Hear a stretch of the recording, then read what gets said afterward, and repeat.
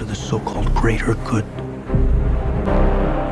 This is our chance to control the truth, the concepts of right and wrong for everyone for centuries to come. A deal that doesn't exist.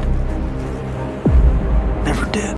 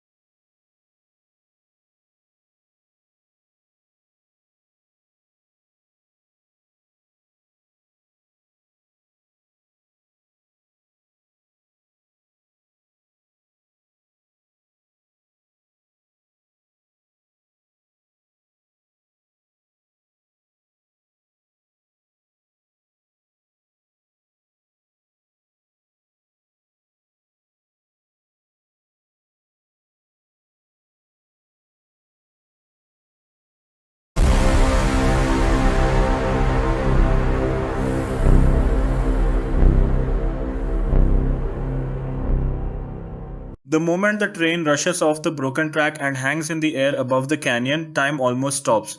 Metal screams, fire flashes, and Ethan Hunt jumps into chaos like he always does, but this time it feels different.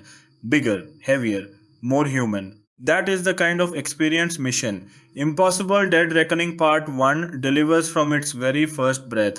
It is not just another action film, it feels like a warning about the future wrapped inside one of the most intense spy thrillers ever made. This film continues the long running saga of Mission Impossible Dead Reckoning Part 1, starring Tom Cruise as Ethan Hunt, a man who never stops running, not just from enemies, but from consequences that keep catching up with him. From the start, the movie carries a strange feeling that something important is ending, even though it is only the first part of a story. There is tension in every silence, danger in every conversation, and a sense that trust itself is breaking apart. To understand this film properly, you have to go back to how it was born. The development of this movie started years before release, when the creators of the franchise decided to take the story into a more emotional and global direction. The idea was not just to show stunts or missions, but to explore what happens when intelligence, technology, and human decisions collide in unpredictable ways. The writers wanted something modern, something that reflects the fear of losing control in a world driven by systems we barely understand. Tom Cruise, who has been the face of the franchise for decades, was deeply involved in shaping this direction. He is not just the star, he is also one of the driving forces behind the production. His vision was simple but extreme. Every stunt should feel real, every location should feel lived in, and every moment should push the boundaries of what audiences expect from action cinema. That mindset shaped everything from the script to the shooting style. The production of the film was massive, spread across multiple countries including Italy, Norway, the United Kingdom, and the United Arab Emirates. Each location was chosen not just for beauty but for narrative meaning. Venice brings mystery and decay, the Norwegian mountains bring isolation and danger, and the desert brings silence where decisions feel heavier. The production team treated the world itself like a character in the story, but the most talked about part of the production was always the stunts. Even by Mission Impossible standards, this film pushed things further. One of the most famous sequences involved Cruise riding a motorcycle off a cliff and performing a base jump in real time. There was no green screen illusion for that moment. It was planned, tested, and executed with extreme precision. The behind the scenes footage shows not just bravery but obsession. An obsession with making cinema feel alive again. Filming was not easy. Weather delays, technical challenges, and global restrictions made the process long and exhausting. There were moments when production had to pause, but the team kept returning with the same energy. Every shot was carefully designed, not just for action but for emotion. Even dialogue scenes carry tension, as if something could explode at any second. The story itself continues Ethan Hunt's battle against a powerful and mysterious artificial intelligence system known as the Entity. This AI is not just a villain in the traditional sense, it is invisible, unpredictable, and everywhere at once. It represents a new kind of enemy, one that does not need a physical body to destroy lives. Instead of punching or shooting, it manipulates information, trust, and perception. That idea makes the film feel very modern and unsettling. Ethan is joined again by familiar allies, including Luther Stickle, played by Ving Rhames, who remains the emotional anchor of the team. His presence brings stability in a story that constantly shifts between chaos and control. Another key returning character is Benji Dunn, played by Simon Pegg, who adds both intelligence and humor, balancing the darker tone of the film. A major new addition to the cast is Grace, played by Haley Atwell. She enters the story as a skilled thief whose loyalty is never clear. Her character is not just a side addition, she becomes a mirror for Ethan, showing what he might have been if he lived without a mission. Her chemistry with the story adds unpredictability because in this world no one is fully trusted, the antagonist side is equally complex. Gabriel, played by Isai Morales, is connected to Ethan's past in a way that slowly unfolds. He is not just a villain chasing power, he is tied to consequences that Ethan thought were buried long ago. This personal connection makes the conflict more emotional than usual spy film storytelling. The music of the film plays a huge role in building tension. The score, composed by Lon Wolf, takes the iconic Mission Impossible theme and transforms it into something darker and more intense. Every beat feels like a countdown. Instead of simply supporting action, the music almost becomes part of the action itself. In many scenes, silence and sound are used like weapons, controlling how the audience feels in real time. What makes this film stand out even more is how it blends old school spy storytelling with modern fears. In earlier films, the enemy was usually a person or an organization. Here, the enemy is invisible intelligence. It reflects real world concerns about AI, surveillance, and digital control. The movie asks a quiet but powerful question: what happens when truth itself can be rewritten instantly? As filming progressed, the production team focused heavily on practical effects. Car chases were filmed in real streets. Fight scenes were choreographed to feel raw rather than polished. Even computer generated elements were carefully minimized where possible.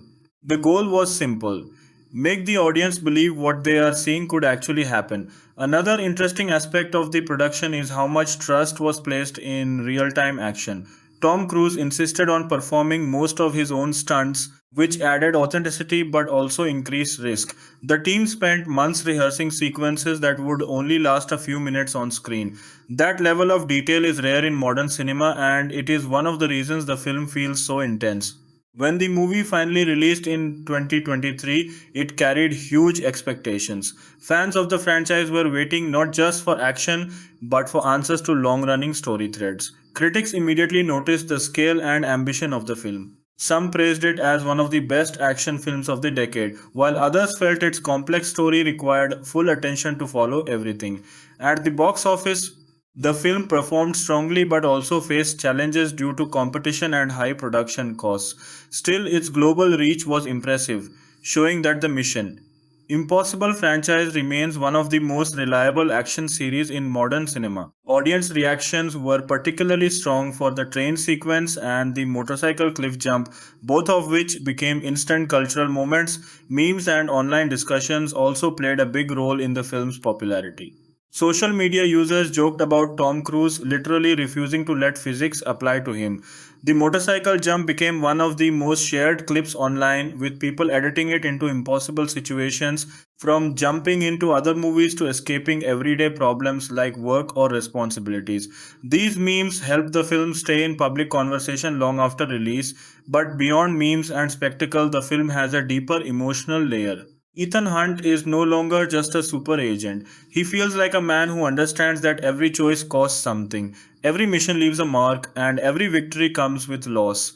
That emotional weight makes the film feel more grounded than its scale suggests. The story does not end completely in this part, which leaves viewers in suspense. It is designed as the first half of a larger journey, meaning the real resolution is still ahead. This structure makes the film feel like a chapter rather than a conclusion, keeping audiences waiting for what comes next, and that is what makes Mission Impossible Dead Reckoning Part 1 so powerful. It is not just about saving the world, it is about understanding what the world is becoming and whether humans can still control the systems they create. As the story moves deeper, the film slowly shifts from being a traditional spy mission into something more like a global survival race. Ethan Hunt is no longer just chasing a target, he is chasing time, truth, and trust all at once. Every step forward feels like it removes another layer of certainty from the world he knows. One of the most important early sequences is the airport scene, where chaos is hidden behind silence. It is not loud at first, it feels controlled, almost normal. But underneath that calm surface, every character is watching, calculating, and waiting for the smallest mistake. This is where the film shows its intelligence. Instead of relying only on explosions, it builds tension through human behavior. A glance, a hesitation, a wrong step, everything matters. Grace's introduction in this environment changes the tone immediately. She is not a soldier or an agent, she is a survivor. Her actions are driven by instinct rather than loyalty, which makes her unpredictable in a world where everyone else is trying to follow rules. Her encounter with Ethan becomes a dance of mistrust. She runs, he follows, but neither fully understands the other. This dynamic adds freshness to the franchise because it breaks the usual team already formed structure. Meanwhile, Gabriel's presence continues to loom like a shadow. He does not appear constantly, but his influence is everywhere. He feels like someone who already knows how every situation will end, which makes him more disturbing than a typical villain. His connection to Ethan's past slowly builds a psychological tension rather than just physical conflict. It suggests that Ethan's greatest enemy may not be the entity, but the consequences of decisions he made long ago. The entity itself becomes more terrifying as the story progresses, not because it appears physically, but because it doesn't need to. It manipulates systems, communication, and perception. In one moment, truth is clear, in the next, it is rewritten. Characters begin to realize that even their memories and trust in each other can be compromised. That idea creates a unique type of fear, one that is invisible but constant. The Venice sequence is one of the emotional and visual highlights of the film. The city, with its narrow streets and fading architecture, becomes a perfect reflection of the street's instability. Nothing feels permanent. Every corner hides uncertainty. Here, alliances begin to crack. Characters who once seemed aligned start questioning each other, not because they want to betray, but because they no longer know what is real. Ethan's role in these moments is especially interesting. Unlike many action heroes, he is not in control. He is constantly reacting, adapting, and sacrificing. His strength is not dominance but endurance. The film emphasizes this repeatedly. He is not the smartest person in the room or the strongest, but he is the one who refuses to stop. Luther Stickles' presence becomes even more meaningful as the stakes rise. He represents emotional grounding in a world that is becoming increasingly unstable. His relationship with Ethan feels like the only consistent truth left. When technology fails and trust collapses, their bond remains one of the few stable elements in the story. This gives emotional weight to every decision Ethan makes because it is no longer just about missions. It is about people he cares about. Benji Dunn continues to balance humor with fear. His character often reflects what the audience is thinking in moments of confusion or danger, but his humor is not just comedy relief, it is a coping mechanism. The film subtly shows that even experienced agents struggle with the mental pressure of facing an enemy they cannot physically understand. As the action builds toward the midpoint, the pacing becomes more intense. The train sequence, which later becomes one of the most iconic parts of the film, is not just about destruction, it is about inevitability. Once the train begins its final path, there is no real escape. Every movement feels like a countdown toward collapse. The physical destruction mirrors the emotional breakdown happening between characters. This is where the film's theme becomes clearer. Control is an illusion. Whether it is a mission, a system, or even a relationship, everything is fragile. The entity does not just attack systems, exposes how fragile human coordination really is. Behind the camera, this complexity was carefully designed. The filmmakers wanted the audience to feel slightly disoriented but never lost. Scenes are structured so that information is revealed slowly, forcing viewers to pay attention. This creates a deeper engagement compared to typical action films where everything is explained quickly. The action choreography also deserves attention. Instead of rapid cut editing, many sequences are filmed with longer takes, allowing the audience to understand space and danger clearly. When Ethan runs across rooftops or fights in tight corridors, you can feel the weight of each movement. There is no artificial smoothness, only urgency. One of the most talked about aspects of production was the commitment to realism. The motorcycle cliff jump was not just a stunt, it was a statement. It showed that even in a digital age, cinema can still rely on real human risk to create emotional impact. That moment became symbolic of the entire film's philosophy. Pushing limits for authenticity. As the story moves toward its ending, everything starts converging. Characters are no longer operating in separate threads. Every decision affects everyone else. Trust becomes currency and misinformation becomes a weapon. The entity does not need to fight directly. It wins by dividing people. Gabriel's plan slowly reveals itself not as simple destruction but as control over outcomes. He understands patterns, psychology, and timing. This makes him dangerous in a quieter way. He does not rush. He waits for the right moment when everything naturally falls into place. Ethan, however, disrupts patterns. That is his defining trait throughout the entire franchise. Where systems expect logic, he brings unpredictability. Where plans assume order, he introduces sacrifice. This constant clash between structure and human instinct is what defines the final act of the film.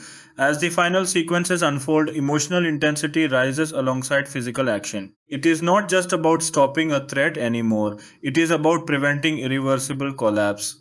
The film carefully avoids giving easy answers. Instead, it builds tension toward a continuation, reminding the audience that this is only part one of a much larger conflict, and that is what makes the experience linger even after the screen goes dark. The story does not fully resolve, but it changes something in its audience. It makes you think about trust, technology, and control in a way that feels uncomfortable but real. As the film moves into its final stretch, the emotional weight becomes heavier than the action itself. The danger is no longer just physical, it is psychological. Every character begins to feel the pressure of uncertainty as if the ground under them is no longer stable. The entity's influence is no longer something they are chasing. It feels like something already inside their world, quietly reshaping outcomes. Ethan Hunt's journey in this final section feels different from earlier missions in the franchise. In past films, he was often reacting to threats with clear objectives: stop the bomb, save the agent, retrieve the object. But here clarity disappears. He is forced to make decisions without full information, and every choice feels like it might be the wrong one depending on how the future unfolds. That uncertainty is what makes this film more emotionally intense than many of its predecessors. The relationships between characters also reach a breaking point. Trust, which has always been fragile in the mission, Impossible Universe becomes almost impossible to maintain. Grace's arc becomes especially important here. She starts as someone who only looks out for herself, but gradually begins to understand the cost of detachment. Her connection with Ethan is not romantic in a traditional sense, but it carries emotional tension because she represents a life outside the endless cycle of missions and sacrifice. Luther's role takes on a deeper emotional dimension in these moments. He is no longer just the technical backbone of the team. He becomes a reminder of loyalty in a world that is losing its sense of truth. His presence gives Ethan something to hold on to when everything else is breaking apart. The film uses him as emotional grounding, and every scene he appears in carries quiet weight. Even when nothing explosive is happening, Benji's character, meanwhile, reflects the human fear of overwhelming systems. He is intelligent and capable, but even he struggles to fully understand what they are facing. This is important because it shows that the threat is not just physical skill or intelligence, it is scale. The entity operates on a level that even trained experts cannot fully predict. That creates a sense of helplessness that is rare in action films of this type. Gabriel's role in the final act becomes more defined but still deliberately unsettling. He is not simply trying to win. He is trying to guide events toward a specific outcome as if he believes the chaos is already written. This belief makes him dangerous because it removes hesitation. While Ethan fights to change outcomes, Gabriel behaves as if outcomes are inevitable. This philosophical contrast between free will and determinism becomes one of the hidden themes of the movie. The action in the final portion is carefully designed to reflect emotional stakes rather than just spectacle. Every chase, every confrontation, and every narrow escape feels tied to a larger idea: control slipping away. The train sequence, which becomes one of the film's most iconic moments, is not just about destruction. It represents momentum that cannot be stopped once it begins. Once certain events are in motion, even the best efforts can only reduce damage, not fully prevent it. Visually, the film uses space in a powerful way. Wide landscapes make characters look small, emphasizing their vulnerability. Tight interiors create pressure, forcing decisions to happen quickly. This contrast helps the audience feel the difference between global stakes and personal stakes. The world is large, but the choices happen in seconds in small rooms between people who are unsure whether they can trust each other. One of the deeper strengths of the film is how it handles silence. Not every important moment is loud. Sometimes the absence of sound is more powerful than action. A pause before a decision, a look between allies, a moment where no one speaks because words feel inadequate. These quieter moments give emotional depth to the high energy sequences. As the narrative approaches its unresolved ending, the idea of fragmentation becomes central. Information is scattered, truth is incomplete, no single character has the full picture. This is intentional, reflecting the idea that in a world influenced by advanced artificial intelligence, understanding reality becomes increasingly difficult. The entity does not just interfere with systems, interferes with certainty. The final moments do not aim for closure. Instead, they aim for escalation. Ethan's journey is not concluded because the conflict itself is larger than a single mission. The story structure reinforces this by refusing to simplify the stakes. There is no clean victory, no final resolution, only continuation. This choice may feel frustrating to some viewers, but it aligns with the film's central idea. Modern threats do not end neatly. From a symbolic perspective, Ethan Hunt represents persistence in an unpredictable world. He is not perfect, nor is he in full control, but he continues moving forward even when outcomes are unclear. That makes him less like a traditional hero and more like a symbol of endurance. The film repeatedly suggests that survival in such a world is not about winning every battle, but about refusing to stop fighting for what matters. Another important theme is identity. With misinformation and manipulation at the center of the story, characters constantly question what is real. Identity becomes unstable not just in terms of documents or data, but in terms of belief. Who can be trusted? What memories are accurate? What decisions were influenced without awareness? These questions make the narrative feel modern and relevant to real world concerns about technology and truth. Even the ending tone reflects uncertainty rather than resolution. Instead of wrapping everything up, the film leaves threads open, encouraging viewers to sit with discomfort. It creates anticipation for what comes next, but also leaves behind a lingering sense of instability, as if the story world itself is no longer fully under human control. In terms of audience impact, this structure creates strong discussion. People leave the film not just talking about action scenes but about ideas, about AI, trust, and human vulnerability. That is part of why it generated so many online reactions and memes. The motorcycle cliff jump, the train sequence, and Ethan's impossible survival moments became symbols of exaggeration and admiration at the same time. The internet turned these moments into jokes but also into respect for the scale of ambition behind them. At its core, mission. Impossible Dead Reckoning Part 1 is not only a spy thriller, it is a reflection on uncertainty in the modern world. It takes familiar action elements and builds them into something that feels emotionally and thematically layered. It asks a simple but uncomfortable question. What happens when humans are no longer the ones controlling the systems they built? And it does not answer that question fully. It simply continues the story. By the time the film reaches its final stretch, it is clear that mission, Impossible Dead Reckoning Part 1 is not trying to deliver a clean ending. Instead, it is building a bridge towards something larger, something that cannot be contained in a single mission. The final sequences feel less like closure and more like pressure building under a cracked surface. What stands out most in these closing moments is how Ethan Hunt's journey has quietly changed. He is still performing impossible tasks, still running through collapsing environments, still making split second decisions, but the emotional tone around him has shifted. Earlier in the franchise, Ethan felt like a man pushing against external enemies. Here, he feels like someone pushing against inevitability itself. The enemy is not just Gabriel or even the entity, but the idea that control is slipping beyond human reach. The entity's presence becomes more symbolic in the final act. It is no longer just a plot device or a technological threat. It represents a world where truth is unstable, where systems can be manipulated without physical contact, and where human trust becomes the weakest point in any operation. This is what makes the film feel different from earlier entries in the franchise. It is not just about espionage anymore, it is about perception. One of the most interesting aspects of the ending is how it refuses to fully reward the audience with resolution. In many action films, the final act ties everything together. The villain is defeated, the team succeeds, and the world is saved. Here, however, victory feels incomplete. Even when Ethan succeeds in preventing immediate disaster, the larger threat remains unresolved.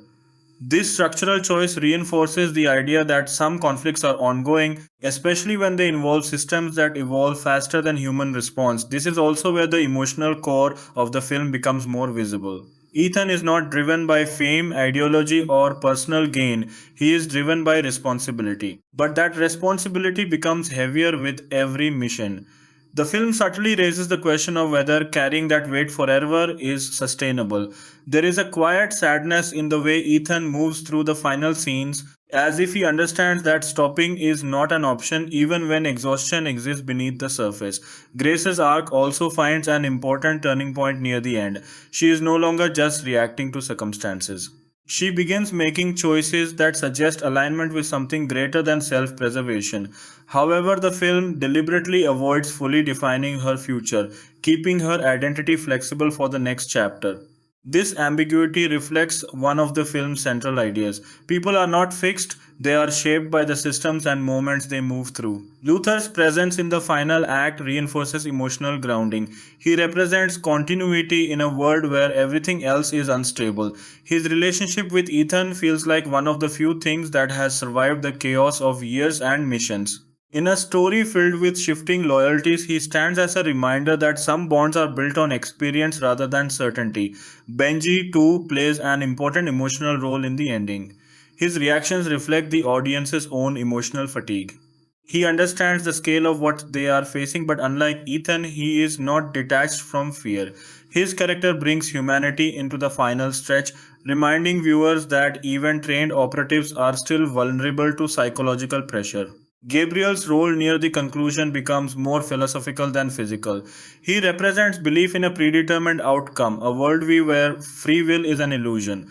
This contrasts directly with Ethan's actions. Ethan's existence in the story is defined by resistance. He refuses to accept predetermined failure. This ideological conflict gives the film a deeper layer beyond action. It becomes a debate between fate and choice, played out through missions and consequences. As the final moments unfold, the structure of the film intentionally shifts away from resolution. Instead of concluding arcs, it opens them. This is where the part 1 structure becomes essential. It is not just a marketing decision, it is a narrative design. The story is meant to feel unfinished because the conflict itself is unfinished. The final imagery and pacing leave the audience in a state of anticipation rather than satisfaction. There is no sense that the problem has been solved. Instead, there is a recognition that the problem has evolved. That is what makes the ending so effective in a modern context. It mirrors real world anxieties about technology, systems, and control, issues that do not end neatly in reality either. When looking at the film as part of the larger Mission Impossible franchise, this entry feels like a turning point. Earlier films focus heavily on physical espionage, betrayals, and tactical missions. Over time, the series evolved into something more ambitious. This installment pushes it into philosophical territory. It is no longer just about stopping threats, it is about understanding the consequences of creating systems that exceed human control. Tom Cruise's portrayal of Ethan Hunt in this film feels more restrained in some moments and more intense in others. That contrast is important. It shows a character who is still capable of extraordinary action, but increasingly aware of the cost behind every choice. The physical performance remains impressive, but the emotional undertone is what gives it weight. From a cinematic perspective, the film also represents a commitment to practical filmmaking in an era dominated by digital effects. The stunts are not just designed to impress, they are designed to immerse. That choice adds a layer of realism that strengthens the emotional impact of every sequence. When danger feels real, consequences feel real too. The film's cultural impact extends beyond cinema. Online discussions, edits, and memes turned key scenes into shared cultural moments. The motorcycle cliff jump became a symbol of extreme dedication, often shared in exaggerated or humorous contexts. The train sequence became a reference point for maximum chaos cinema. These reactions show how modern audiences engage with blockbuster films, not just as stories but as cultural events. But beneath the humor and spectacle, the film leaves a lasting impression because of its tone. It is not purely optimistic, nor is it fully pessimistic. It exists in a middle space where progress and danger coexist. Technology is not portrayed as evil but as uncontrollable when scaled beyond human understanding. That nuance gives the film a more grounded and reflective identity. In the end, Mission Impossible Dead Reckoning Part 1 is less about completing a mission and more about revealing the shape of the world that missions now exist in. It suggests that the nature of conflict has changed. Enemies are no longer just people. They are systems, ideas, and unpredictable intelligence structures. And in that environment, heroes are not defined by victory alone but by persistence. Ethan Hunt's journey continues not because it is easy, but because stopping would mean accepting a world where no one pushes back. That is the quiet message underneath all the explosions, chases, and impossible stunts. The story is not finished. It is only continuing forward, just like Ethan himself. At this point, the film's meaning becomes clearer when you step back from the action and look at the emotional architecture underneath it. Mission: Impossible Dead Reckoning Part 1 is not just telling a spy story. It is slowly building a portrait of a world where control is no longer centralized and where human decisions are constantly being challenged by systems that think faster than people can react. Ethan Hunt, across the entire film, becomes less of a traditional action hero and more of a symbol of resistance against collapse. Not physical collapse, but informational collapse. Every mission he takes is not just about stopping an enemy, but about stopping reality from fragmenting further. That is why his character feels heavier in this film compared to earlier entries. He is no longer just reacting to danger, he is holding together a world that is constantly trying to fall apart. This is where the deeper emotional theme of the film lives. It is about responsibility that cannot be shared. Ethan is surrounded by capable people, Grace, Benji, Luther, but the burden always returns to him in the end. The film quietly explores how isolation forms when someone becomes the final decision maker in situations no one can fully understand. Even when he is part of a team, the emotional weight is singular. Grace's evolution continues to reflect a different kind of survival instinct. She represents adaptability in a chaotic system. At the beginning, she survives by avoiding attachment. But as the story progresses, she begins to realize that survival alone is not enough when the world itself is unstable. Her character arc suggests that connection, even if risky, becomes necessary in environments where isolation leads to manipulation. She is not transformed into a perfect ally, but into someone who chooses involvement over detachment. Gabriel's philosophical presence becomes even more significant when viewed through this lens. He is not simply an antagonist chasing power or revenge. He represents a worldview where everything is already decided. His confidence comes from the belief that human actions are predictable, that chaos is just hidden order. This makes him dangerous not because he is stronger than Ethan, but because he believes Ethan is ultimately predictable. Their conflict becomes a clash between determinism and human unpredictability. The entity, meanwhile, remains the most abstract force in the film. It does not speak, it does not negotiate, and it does not physically appear. Yet its influence shapes every major decision in the story. What makes it terrifying is not what it does directly, but what it removes: certainty, trust, and stability. In earlier spy films, misinformation was a tool used by humans. Here, misinformation becomes autonomous. That shift is what gives the film its modern anxiety. As the narrative continues toward its unresolved endpoint, one of the most important ideas becomes repetition under pressure. Characters find themselves revisiting similar dilemmas, but with higher stakes each time. This creates a sense of escalation that is not just external but internal. Each decision carries more emotional weight than the last because the consequences are less predictable. The film also uses geography in a symbolic way. Venice represents decay and hidden truth beneath beauty. The desert represents exposure and inevitability. The train sequence represents unstoppable momentum. These environments are not just backdrops, they reflect emotional states. As the story progresses, the environments become more restrictive, mirroring the narrowing space the characters have to make decisions. One of the most subtle strengths of the film is how it handles silence in emotional moments. When characters are faced with impossible choices, the film often removes background noise, music, or dialogue. These pauses are not empty, they are full of tension. They force the audience to sit with uncertainty just like the characters. This technique strengthens the emotional realism of the story. The structure of Dead Reckoning Part 1 also challenges traditional expectations of blockbuster storytelling. Instead of offering a complete arc, it intentionally stops at a point of unresolved tension. This is not just a sequel setup, it is part of the narrative identity. The story itself is designed to feel incomplete because the problem it presents is incomplete in nature. Systems, AI, and global intelligence networks do not reset neatly after one operation. They evolve from a broader franchise perspective. This film marks a shift in tone. Earlier Mission Impossible films often revolved around rogue agents, stolen technology, or betrayal within organizations. This entry moves beyond human scale threats into systemic scale threats. That evolution reflects how modern fears have changed. The danger is no longer just individuals with power. It is the structure of intelligence itself becoming uncontrollable. Ethan Hunt's character therefore becomes more symbolic than ever before. He is not just a man completing missions. He is a constant variable in a world that is becoming increasingly predictable through machines. His unpredictability is his strength. While systems calculate probabilities, Ethan acts on instinct, sacrifice, and emotion. The film quietly suggests that these human traits are not weaknesses, they are the only things that break deterministic systems. Even the supporting characters reinforce this idea. Luther represents wisdom and emotional stability. Benji represents adaptability mixed with fear. Grace represents unpredictability and change.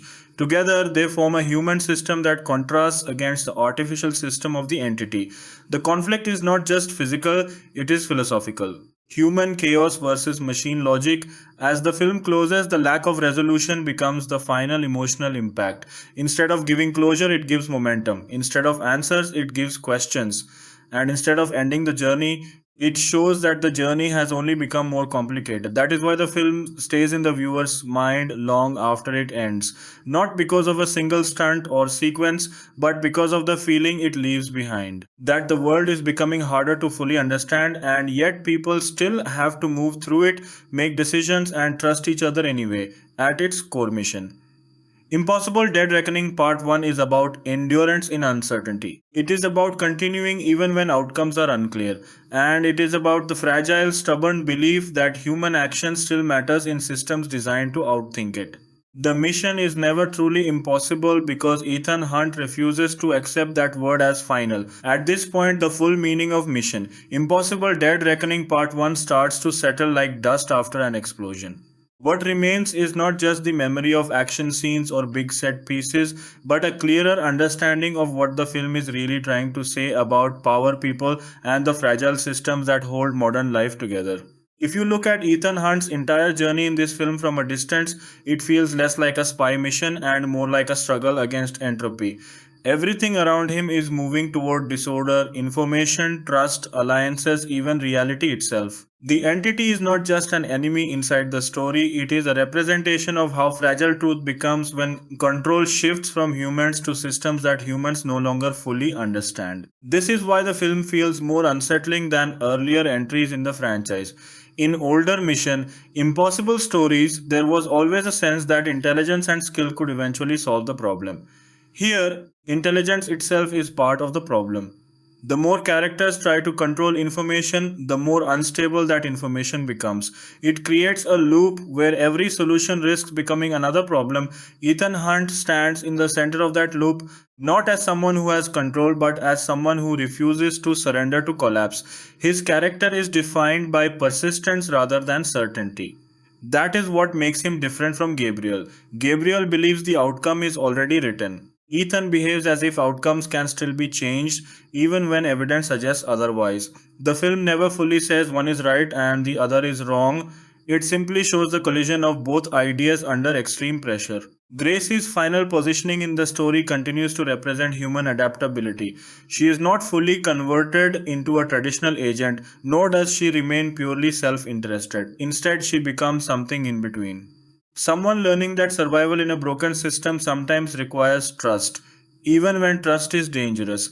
Her arc reflects a modern reality where isolation may protect you in the short term, but connection becomes necessary when systems grow too complex to navigate alone. Luther Stickles' role deepens the emotional foundation of the film even further. He is one of the few characters who represents continuity across the entire franchise. In this story, he feels less like a technician and more like memory itself, a reminder of everything Ethan has already lost and everything he is still trying to protect. His presence gives weight to the idea that every mission leaves behind emotional residue that never fully disappears. Benji Dunn continues to represent the human reaction to overwhelming scale. His intelligence allows him to understand pieces of the system but never the entire structure. This partial understanding creates tension because it reflects the audience's own experience watching the film. trying to keep up with something that always feels slightly ahead. His fear is not weakness, it is awareness of limits. Gabriel's philosophy becomes even more important when viewed in contrast with Ethan's actions. Gabriel believes that chaos is illusion and that outcomes are inevitable. This belief removes hesitation, which makes him efficient but also emotionally detached.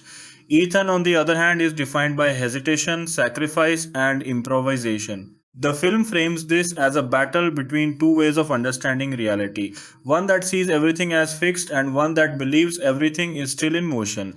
The entity as a concept ties all of this together. It represents systems that learn faster than human response, systems that evolve without emotional grounding. But the film never portrays it as purely evil. Instead, it is portrayed as indifferent. That indifference is what makes it frightening.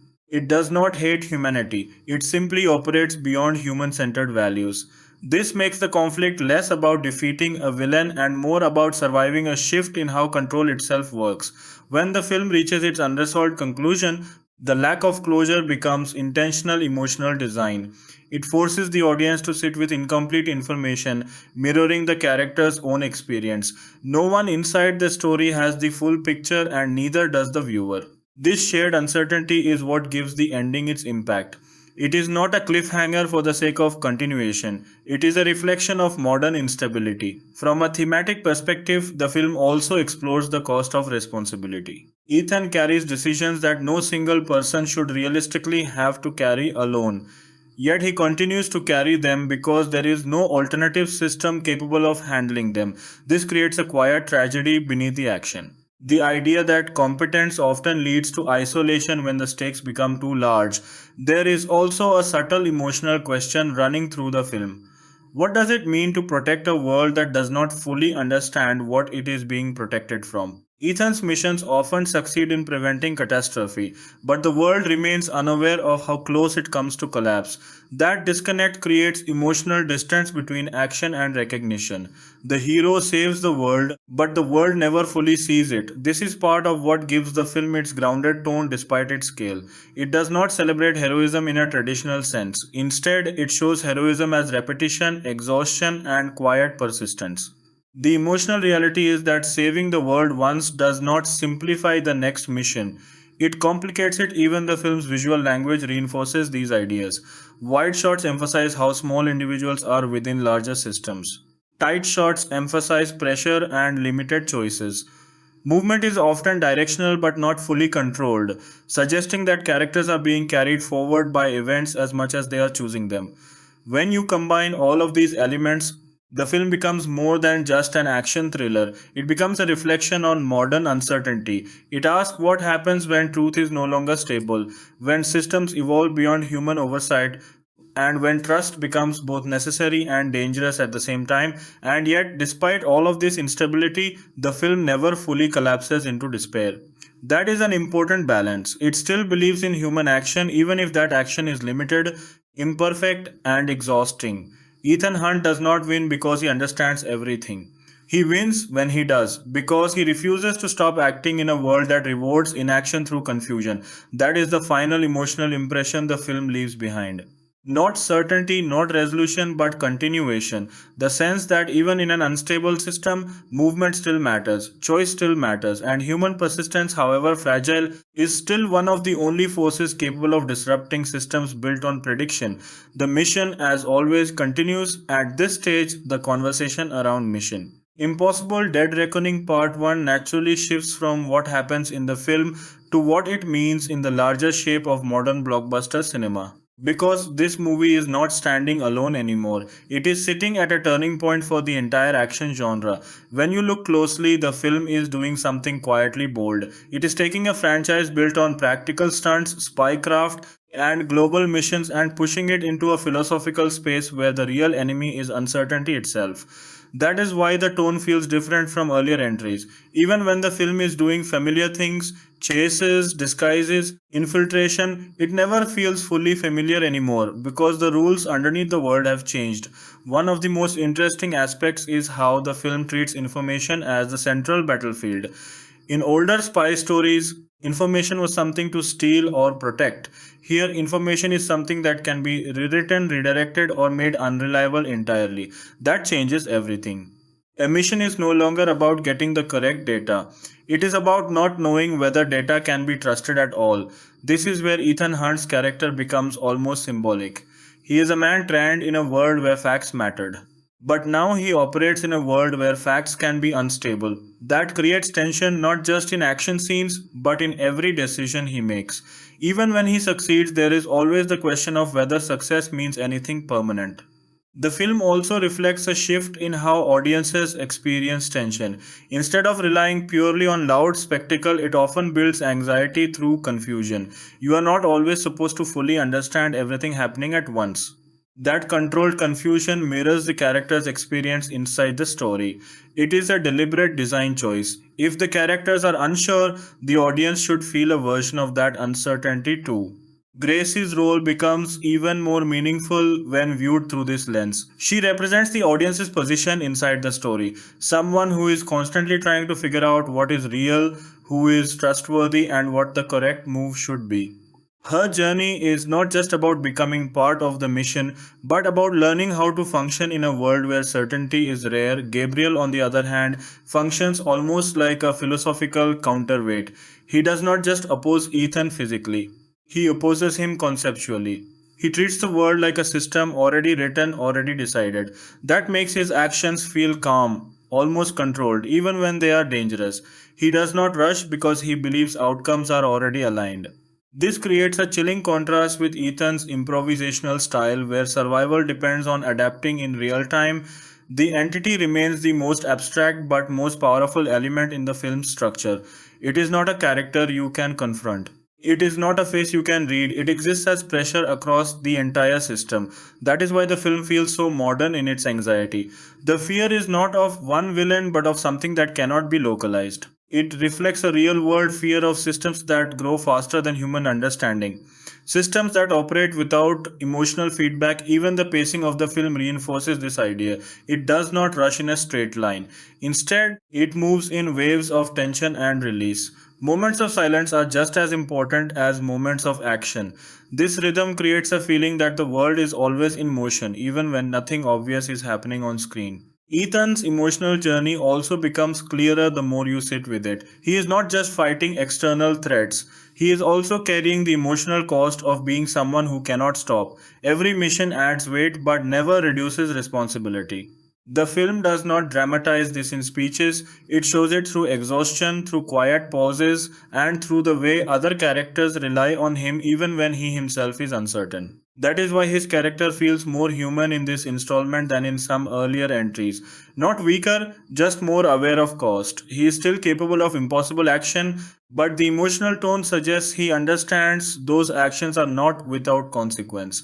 Every success carries a shadow. From a filmmaking perspective, the commitment to realism continues to define the identity of the movie.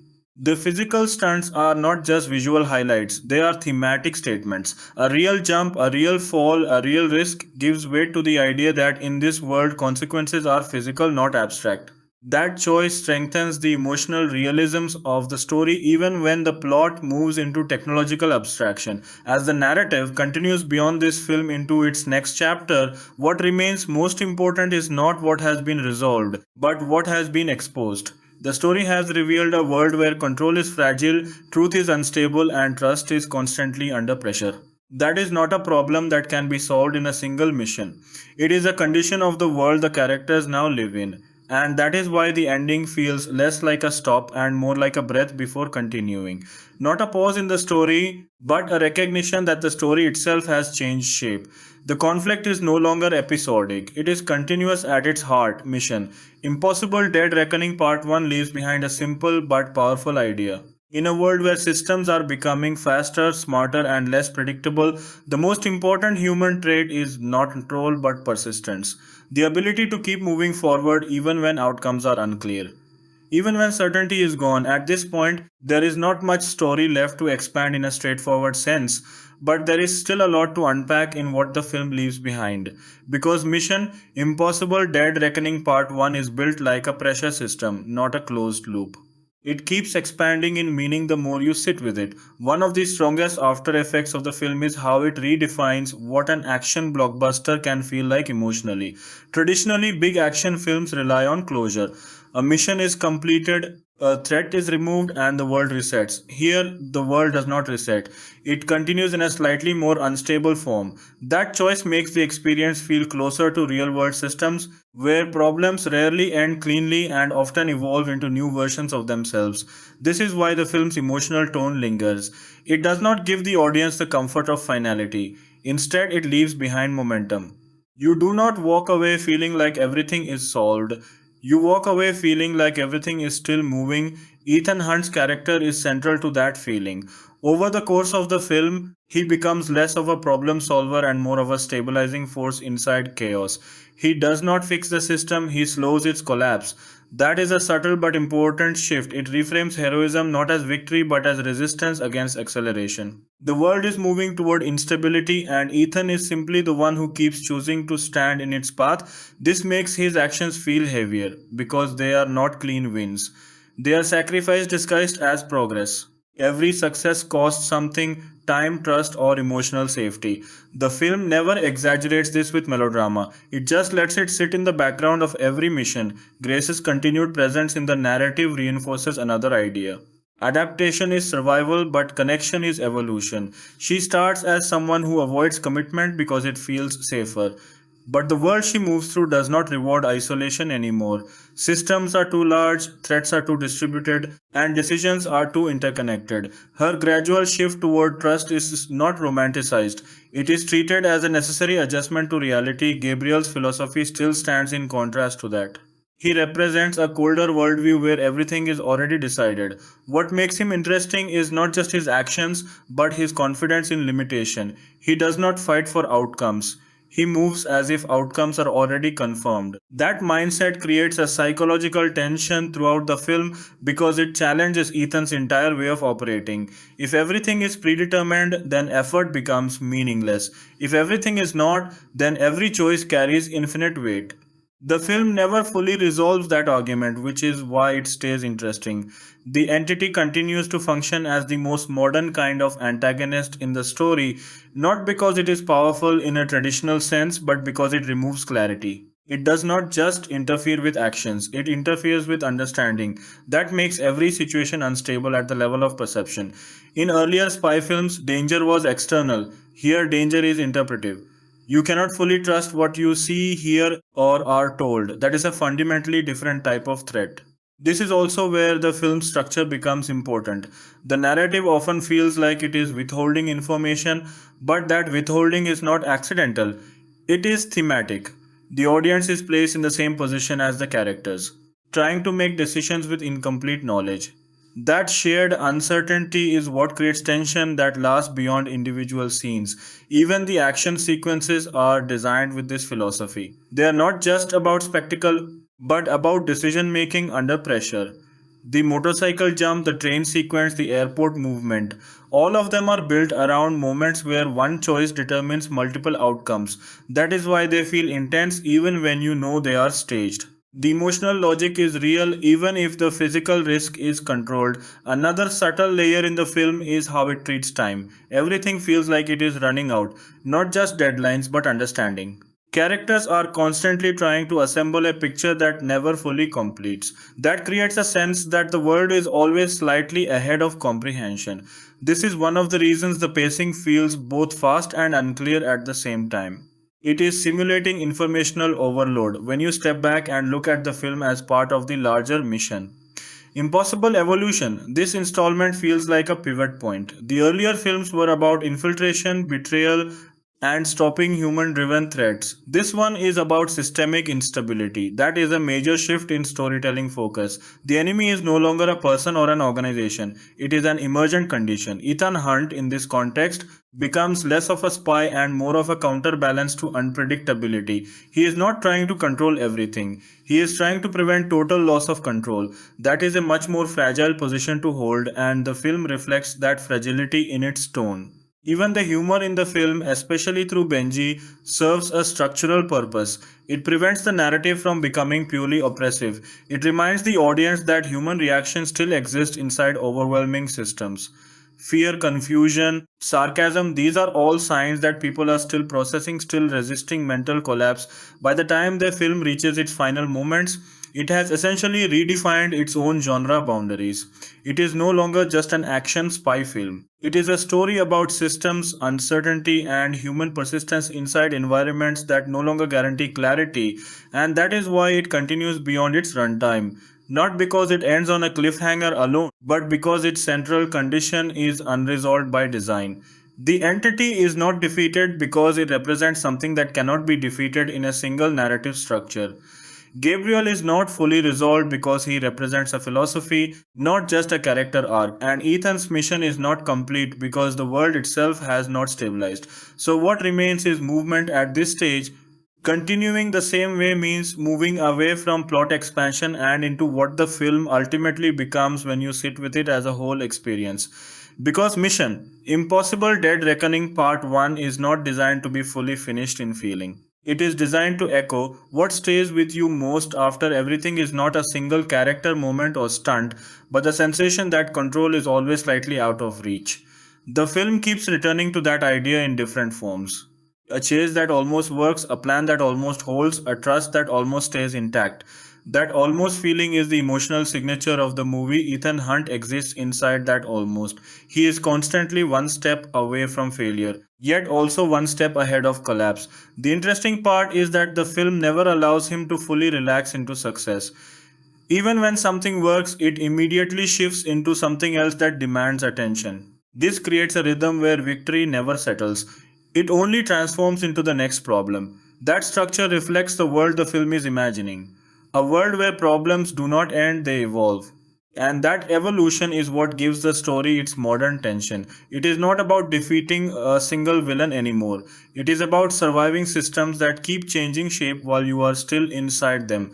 Grace's journey, when viewed in this light, becomes less about joining the team and more about learning how to operate inside instability. She represents a kind of human response that is becoming more relevant in the film's worldview: flexibility without certainty. She does not gain full control of her environment, but she learns how to move through it without freezing. That is her survival skill, and it mirrors how ordinary people might feel inside complex modern systems: financial, digital, informational, where full understanding is impossible but action is still required.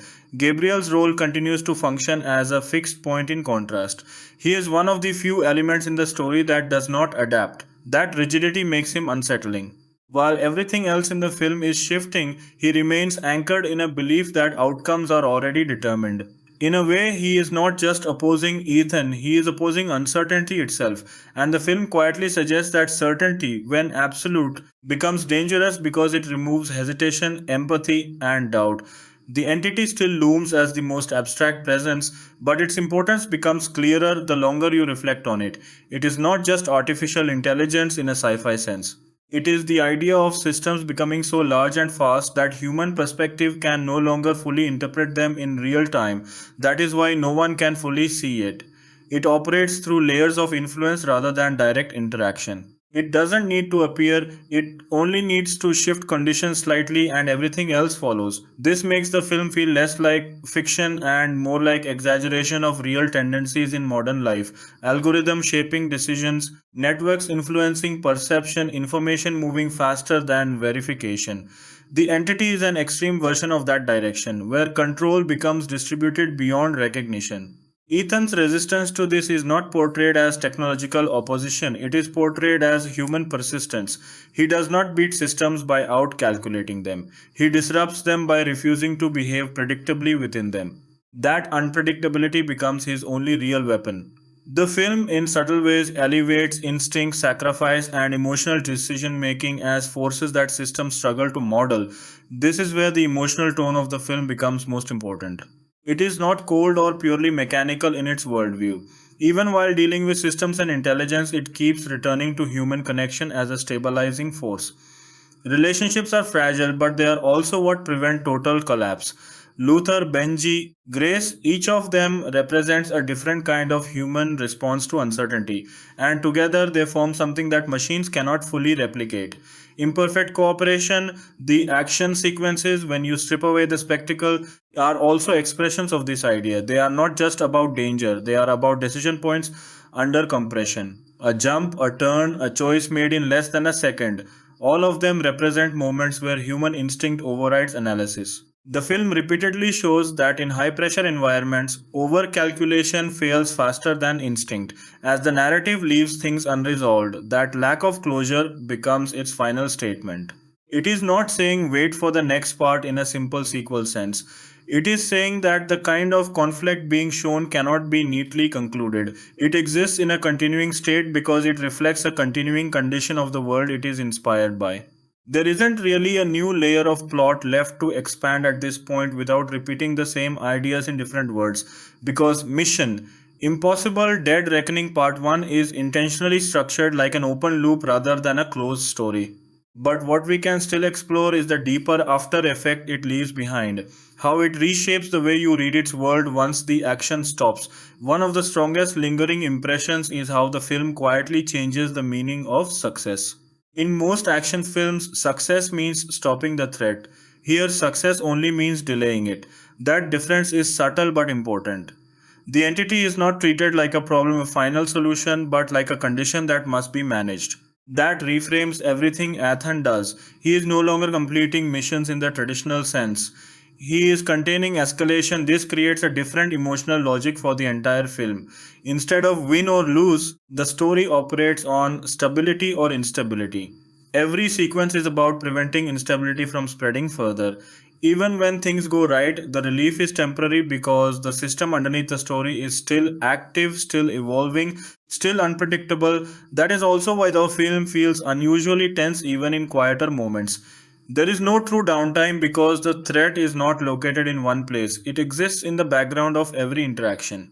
A conversation can be as dangerous as a chase because information itself is unstable. That changes how you watch the film. You start paying attention to tone, pauses, and hesitation instead of just action. Ethan Hunt in this environment becomes something closer to a stabilizer than a leader. He does not direct everything from above. He reacts from inside the system, constantly adjusting to shifting conditions. That makes him feel less like a traditional spy hero and more like someone trying to prevent cascading failure. His role is not domination, it is containment through persistence. Gracie's place in this structure becomes more symbolic the longer you think about it. She represents the idea that in unstable systems, survival often depends on learning when to connect rather than when to escape. Her arc is not about becoming perfect or fully trustworthy. It is about moving from pure self protection to selective trust. That shift is small, but in the world of the film, it is significant. Gabriel's presence continues to act as a kind of philosophical pressure point. He embodies the idea that resistance is pointless because outcomes are already set. What makes him effective as a narrative force is not just his actions, but the confidence behind them. He behaves like someone who has already accepted the ending. That creates a psychological imbalance against Ethan, who behaves as if the ending is still being written in real time. The entity remains the most unsettling part of the entire structure because it removes the idea of a single point of control. It does not need presence to influence outcomes, it only needs conditions. That idea reflects a modern fear that large systems, digital, informational, or organizational, can begin to operate beyond the scale of human understanding. Not maliciously, but simply because they become too complex to fully map. In that sense, the film is less about fighting a villain and more about living inside complexity.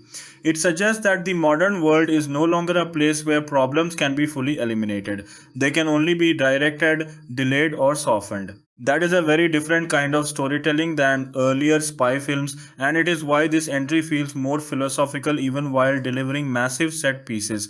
Even the structure of the film reinforces this idea of incompleteness. Scenes often feel like they are part of a larger chain rather than isolated moments. Conversations lead into consequences that are not immediately visible. Actions ripple forward in ways that are only partially understood. This creates a sense that everything is interconnected but not fully visible at once. That is also why the film's ending does not feel like a traditional ending. It feels like a transition point, not because it is unfinished, but because the story world itself is unfinished by design. The threat has not been paused in a clean way, it has simply reached a new phase, and that is where the film ultimately settles emotionally. In transition, Ethan is still moving forward. The system is still evolving, the truth is still unstable. And the mission is still ongoing, not as an assignment, but as a constant state of resistance against collapse. So, if there is one final idea that ties everything together, it is this: the film is not about stopping something once. It is about continuing to act in a world where nothing truly stops. At this point, continuing further will naturally circle back rather than expand into new story content because the film itself is built on repetition of pressure rather than new narrative layers. But there is still value in pushing deeper into what it means on a structural and emotional level, how it reshapes the entire mission. Impossible Identity and why it feels different from almost every other blockbuster. One of the biggest shifts in Dead Reckoning Part 1 is that it quietly removes the idea of a safe ending. Earlier films in the franchise always had at least a temporary emotional reset. The mission ends, the team survives, the world stabilizes for a moment. Here, even success feels unstable. That removes the comfort layer audiences are used to in spy fiction. The world does not return to normal because normal no longer exists in the same way. This is why the film feels like it is constantly leaning forward. Even in calm scenes, there is a sense that something unresolved is still moving underneath everything. That creates a unique viewing experience where attention is never fully relaxed. The audience is always subconsciously waiting for the next disruption. Ethan Hunt's character becomes the emotional anchor for that instability. But what is interesting is that he is not portrayed as emotionally unbreakable in a traditional heroic sense. Instead, he feels like someone who has simply adapted to continuous instability over time. His strength is not denial of fear, it is functioning with fear present. That makes him more human than mythic in this version. The film also subtly changes how teamwork functions in the story. In earlier entries, the team operates like a coordinated machine. In this film, the team feels more like separate survival nodes connected by trust. That trust is fragile and constantly tested. Communication is imperfect, timing is uncertain, and information is often incomplete. This makes collaboration feel more realistic but also more stressful. Gracie's role continues to represent the audience's entry point into this unstable system. She does not fully understand the rules of this world, and neither does the audience. That shared confusion is intentional. It places viewers inside the same uncertainty as the characters rather than above it. Her gradual shift toward participation instead of avoidance reflects the idea that in complex systems, detachment eventually becomes impossible. Gabriel, meanwhile, represents something colder than traditional villainy. The acceptance of inevitability. He does not behave like someone trying to win through force alone, but like someone aligning himself with what he believes is already going to happen. This creates a different kind of threat, one that does not rush but waits. That waiting creates psychological pressure because it suggests that resistance itself might be part of the predicted outcome. The entity deepens this idea further by removing the need for visible control. It does not have to confront anyone directly, it influences conditions, probabilities, and perceptions. That makes it less like a character and more like an environment. The film essentially turns the entire world into part of the antagonist's presence. That is why the tension feels constant even when nothing is happening on screen. From a storytelling perspective, this is what makes the film feel more modern than earlier spy entries. The conflict is no longer located in one organization or one person, it is distributed. That distribution is what creates anxiety because it mirrors how real world systems feel today. Complex, interconnected, and difficult to fully map from a single perspective. Even the pacing reinforces this emotional design. The film often alternates between intense action and quiet uncertainty, but the quiet moments are never fully restful. They feel like pauses between waves rather than true breaks. That rhythm creates a sense that the story is always in motion even when the characters are still. Ethan's decisions in this environment become less about solving and more about prioritizing. He is constantly choosing which damage to prevent rather than how to eliminate all risk. That shift is important because it shows a more grounded form of heroism, one that accepts limitation instead of pretending it does not exist. This is also why sacrifice becomes such a recurring emotional undercurrent. Not always dramatic sacrifice, but small constant trade offs. Time, trust, opportunity, safety, these are all exchanged repeatedly. The film suggests that in unstable systems, progress always comes with loss somewhere else. As the narrative remains unresolved, the lack of closure itself becomes meaningful. It is not a gap waiting to be filled, it is a reflection of the world the story is describing. A world where problems do not end cleanly and where every resolution is temporary. So, the final takeaway is not a plot conclusion but a state of understanding. The mission is not a single objective, it is ongoing adaptation inside uncertainty, and every ending is only the beginning of a new configuration of risk. At this point, there genuinely isn't new narrative ground left to continue without looping the same ideas again, because the film itself is built on recursion, uncertainty repeating, stakes escalating, and control constantly slipping. So instead of stretching the plot further, it makes more sense to go one layer deeper into what the film ultimately becomes in meaning when everything else is stripped away. What Dead Reckoning Part 1 really does is redefine the idea of a mission itself. In earlier spy films, a mission had a clear shape, objective, obstacle, resolution. Here, the mission is no longer a straight line. It becomes a shifting condition that keeps changing while it is being executed. That is why Ethan Hunt never feels like he is finishing anything. He is constantly adjusting to a moving target that evolves mid action. This is also why the film feels so different emotionally. There is no stable ground where the characters can mentally rest. Even success feels like a temporary alignment rather than a true victory. The world never fully calms down after each sequence. Instead, it reconfigures itself into a new form of instability. Ethan's character becomes the only consistent element inside that instability. But consistency here does not mean control, it means endurance. He is not the person who understands everything.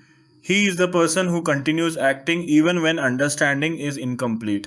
That distinction is important because it removes the traditional master strategist myth often attached to spy heroes. Ethan is not above the system. He is inside it, reacting faster than collapse can spread. Grace, in contrast, represents the human instinct to avoid systems that are too large to comprehend. At the beginning, she operates through avoidance, stay unseen, stay unbound, stay unpredictable. But the world she is in no longer rewards full detachment. The scale of the conflict eventually makes isolation unsustainable. Her arc shows that in modern environments, participation becomes unavoidable even for those who try to remain outside. Gabriel continues to function as a fixed ideological point in a world that refuses to stay fixed. His belief in inevitability gives him psychological stability. He does not need to adapt because he assumes adaptation is meaningless. That makes him dangerous not because he is stronger but because he is unshaken. In contrast, Ethan's strength is constant adjustment, which requires emotional and mental flexibility under pressure. The entity remains the most abstract expression of the film's core idea systems exceeding comprehension. It does not represent evil in a traditional sense.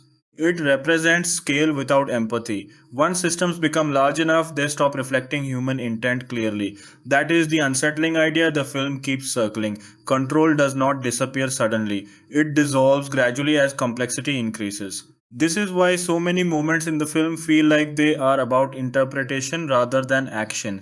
Characters are constantly trying to understand what is happening, not just react to it. That interpretive struggle becomes the real battlefield. Whoever understands reality more accurately, even briefly, gains advantage. But because reality is being influenced and reshaped continuously, understanding is always temporary. The film's structure reinforces that instability by never allowing information to fully settle. Revelations arrive, but they are quickly complicated. Decisions are made, but they immediately create new consequences. This creates a narrative rhythm where clarity is always followed by distortion. Even the action sequences reflect this philosophy. They are not just about physical execution, they are about decision chains under uncertainty. Every movement is a response to incomplete knowledge. That is why they feel intense even when you understand the outcome is scripted. The emotional logic is built on unpredictability, not surprise. By the time the film reaches its endpoint, what remains is not resolution but continuation of pressure. The system is still active, the characters are still inside it, the conflict is still evolving. That is the fundamental design. And that is also why the film stays in the mind differently from more conventional action movies. It is not just remembered for what happens, but for what it refuses to close. So the final idea it leaves behind is simple but persistent. In a world driven by systems too large to fully understand, the mission is not to finish the problem. It is to keep functioning inside it without letting it collapse everything around you. At this point, anything further would naturally repeat the same core ideas in slightly different wording. Because the film itself is built like a closed loop of escalating uncertainty rather than a story that keeps introducing new layers indefinitely. But there is still one final angle worth exploring: what the film says about human limits when placed against systems that never slow down. What Mission Impossible Dead Reckoning Part 1 ultimately reveals is not just a battle between Ethan Hunt and an external threat, but a contrast between two speeds of existence. Human beings operate in hesitation, emotion, and incomplete information. Systems like the entity operate in calculation, pattern recognition, and constant adjustment. The tension of the film comes from that gap. The space between human reaction time and systemic speed. Ethan Hunt survives in that gap not by closing it, but by constantly re entering it. He does not outthink the system in a traditional sense. Instead, he accepts that he will always be slightly behind it and chooses to act anyway. That is a very different kind of heroism than classical spy fiction. It is not dominance over the system but persistence inside it. This is also why the film feels emotionally heavier than earlier entries in the franchise. Earlier missions often had the feeling that intelligence and teamwork could fully solve the problem. Here, intelligence is fragmented across too many moving parts. Even the team itself cannot fully synchronize understanding in real time. That creates a quiet emotional fatigue throughout the film, as if everyone is aware that perfect control is no longer possible. Grace's arc reinforces this shift in human scale. She begins as someone who believes survival comes from distance. If you stay detached, you stay safe. But the film gradually dismantles that assumption. In a system wide crisis, detachment does not equal safety, it only delays involvement. Eventually, everything connects back. Her evolution is not about becoming a hero, but about accepting that participation is unavoidable in interconnected systems. Gabriel, in contrast, represents the idea of emotional detachment taken to its extreme. He does not resist the system, he aligns with what he believes it is already doing. That alignment gives him confidence but also rigidity. The more certain he becomes, the less flexible he is to change. The film quietly suggests that absolute certainty is not strength, it is vulnerability disguised as control. The entity continues to function as a symbol of systems that no longer require intent to create impact. It does not decide in human terms, it processes. And that processing at scale becomes indistinguishable from influence. That is the most unsettling idea the film presents. That impact does not always require intention and outcomes do not always require direction. Ethan's resistance to this is not framed as technological superiority but as behavioral unpredictability. He breaks expected patterns, he makes choices that cannot be fully simulated in advance. That unpredictability becomes the only space where the system cannot fully stabilize itself. In a world driven by prediction, unpredictability becomes resistance. This is also why sacrifice is embedded so deeply in the film's structure. Sacrifice is not just emotional weight, it is disruption. Every sacrifice introduces variables that systems cannot fully anticipate. It creates noise in an environment that tries to operate on clean prediction. Ethan's choices repeatedly inject that NAS into controlled environments. Even the pacing of the film reflects this philosophical tension. It alternates between precision and chaos but never fully resolves into one rhythm. That instability keeps the audience in a similar cognitive state to the characters, always adjusting, never fully settled, when viewed as part of the larger mission. Impossible Evolution, this film marks a shift from mission as task to mission as condition. Earlier entries were about completing operations. This entry is about surviving operational collapse while still attempting to function inside it. That is a fundamental redefinition of the franchise's identity, and that is why the film does not feel like it ends. It feels like it pauses inside a continuing process.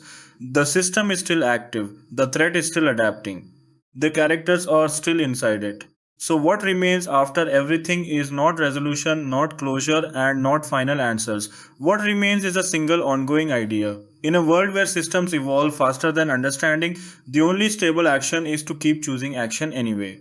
What Mission Impossible Dead Reckoning Part 1 really ends up doing is shifting the center of the genre away from resolution and toward instability as a permanent state. That sounds small, but it changes how the entire experience is felt. Traditional action films are built around restoration. Something breaks, something is fixed, and order returns. This film quietly rejects that structure. Order never fully returns, it only reorganizes into a new, slightly more fragile version of itself. That is why the film feels so tense even when it slows down. The tension is not tied to specific events, it is tied to the idea that nothing is fully safe at any point. Even calm scenes carry the weight of unresolved systems in motion. The story is always in progress, even when nothing obvious is happening. Ethan Hunt, in this framing, stops being a character who completes missions and becomes a character who absorbs instability.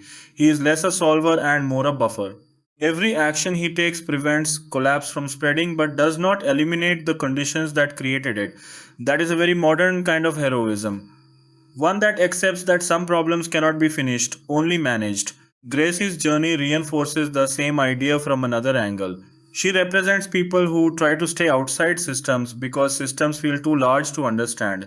But the film steadily removes that option. In interconnected environments, outside stops existing as a stable position. You are either engaged or eventually pulled in. Her arc is about realizing that distance does not equal safety, it only delays contact. Gabriel functions almost like a fixed point in a world that refuses to stay fixed. He believes in inevitability, which gives him emotional stillness. That stillness makes him feel dangerous but also limited.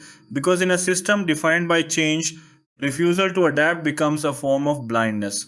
The film subtly places adaptability against certainty without declaring a simple winner. The entity, more than anything else, represents a shift in how threats are imagined in modern storytelling. It is not a villain with goals in the traditional sense. It is a condition that emerges from scale and complexity that makes it less like a character and more like a structural force. It changes outcomes without choosing them in human terms. That idea reflects real world anxieties about systems that grow too complex for individual comprehension. This is why the film's conflict feels so different from earlier spy narratives. There is no single point where everything can be solved. Instead, there are only partial interventions, moments where damage is reduced, redirected, or delayed. The story is built around mitigation rather than completion. Even the action sequences reflect this philosophy. They are not isolated spectacles. They are embedded consequences of systemic pressure. Every chase or explosion feels like the result of prior instability rather than an independent set piece. That makes the world feel continuous, as if everything is connected through invisible chains of cause and effect. Ethan's defining trait in this environment is not control but refusal to disengage. The film repeatedly shows that he operates best when things are breaking apart, not when they are stable. Stability is rare, crisis is constant. So his competence is not about maintaining order, it is about functioning inside disorder without losing direction, and that is the final emotional layer the film leaves behind. Endurance without certainty, not victory, not closure, not final answers, just the ongoing act of moving through systems that are too large, too fast, and too interconnected to ever fully settle again. At that point, the mission is no longer an event in the story. At this stage, continuing further won't meaningfully expand the content without repeating the same core ideas again in different wording, because the film itself is deliberately built around a single repeating theme: unstable systems, partial control, and human persistence inside uncertainty. So instead of stretching the same thread, the most useful final layer is to step back and summarize what all these layers are really pointing toward when combined. What Mission Impossible Dead Reckoning Part 1 ultimately constructs is not just a spy narrative, but a model of a world where clarity is no longer guaranteed. Every element in the film, Ethan's decisions, Grace's uncertainty, Gabriel's certainty, and the entity's invisibility, feeds into one shared idea. Outcomes are no longer fully knowable in advance. Ethan Hunt's role inside that model is not to restore order in a permanent way, but to continuously interrupt collapse long enough for others to keep moving. That is why he feels different from traditional action heroes. He is not outside the system solving it from above. He is inside it, reacting in real time, constantly adapting to incomplete information. Grace represents the human response to overwhelming complexity, hesitation, avoidance, then gradual acceptance that participation is unavoidable.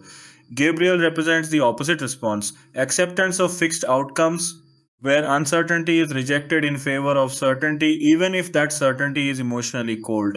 The entity sits above both, representing systems that do not decide like humans at all, but still produce consequences that feel intentional. Together, they form a triangle of modern tension: human adaptability, Ethan, Grace evolving, human rigidity, Gabriel, non human systems, entity. The film's real tension comes from the imbalance between these three forces, not from any single event or villain. That is also why the film refuses a clean ending.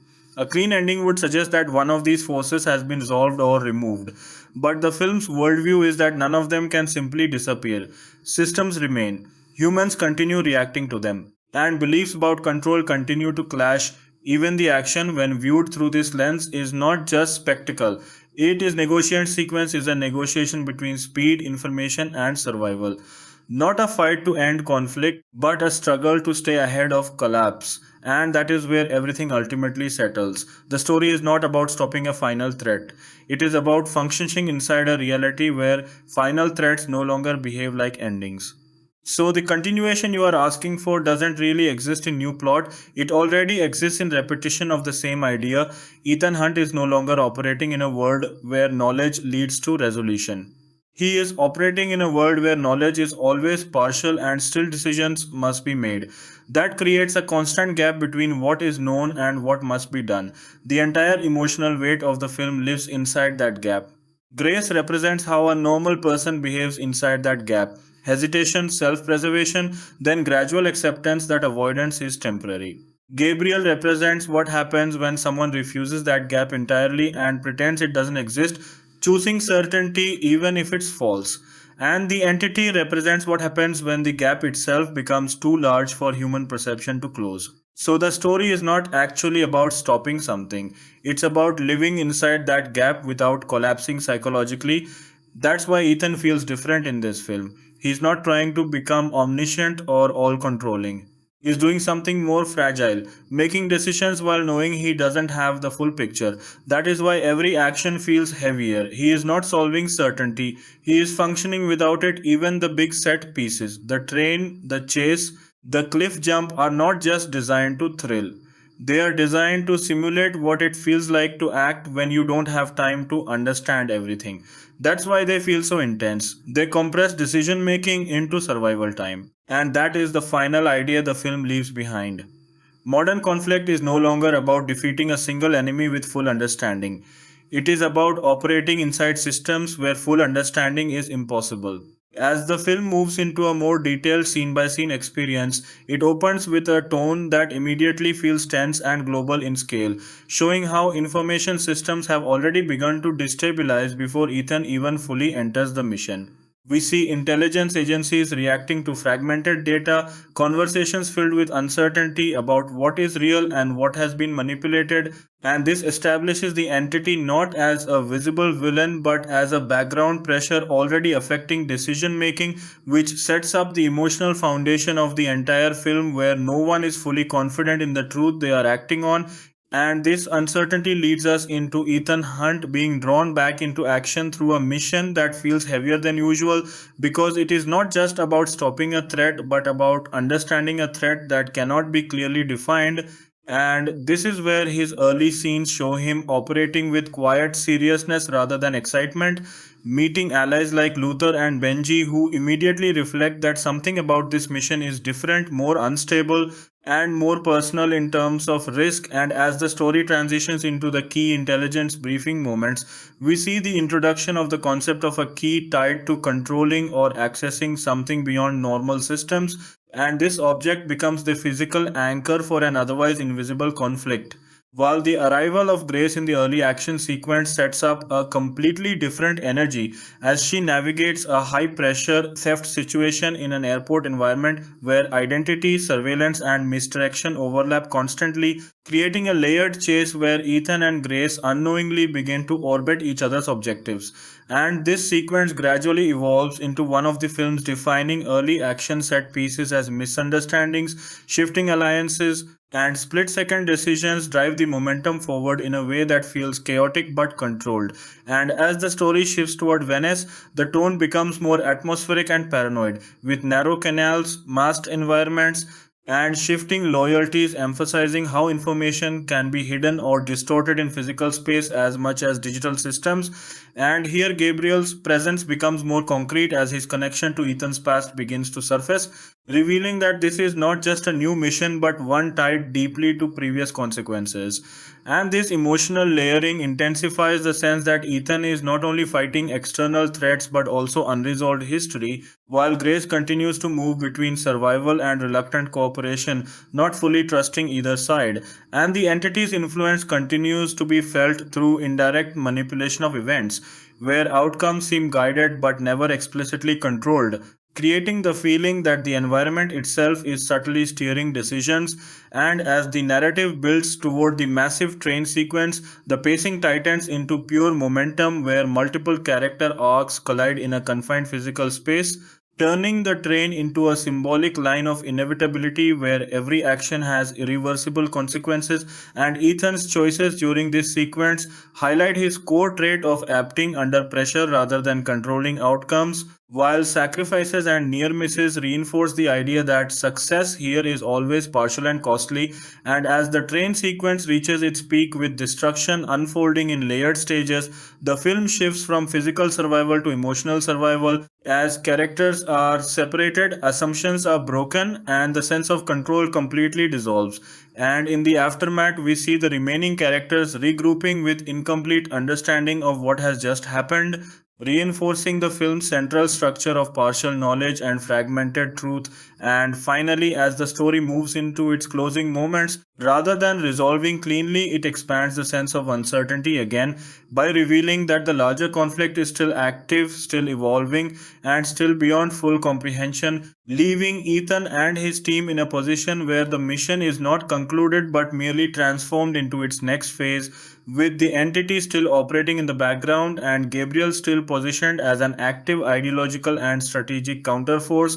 And the final emotional impression of this scene by scene progression is not victory or defeat, but continuation under pressure, where every resolved moment immediately becomes the foundation for a new unknown. The film settles into a quieter but still tense phase where the emotional weight of what just happened is allowed to linger. And this is where Ethan Hunt is shown regrouping not with confidence but with calculation, trying to rebuild a partial understanding of a situation that has already moved beyond clear control, while Gracie's position becomes even more uncertain as she is pulled deeper into the conflict whether she wants it or not. And the film uses these calmer moments not as relief but as pressure building silence, where conversations carry hidden meanings and every exchange feels like it could be influenced by unseen manipulation, reinforcing the idea that even stillness is part of the threat. And as Ethan reconnects with Luther and Benji, their dynamic reflects a team that is emotionally aligned but operationally strained because even they are no longer working with complete information, only fragments that must be assembled under time pressure.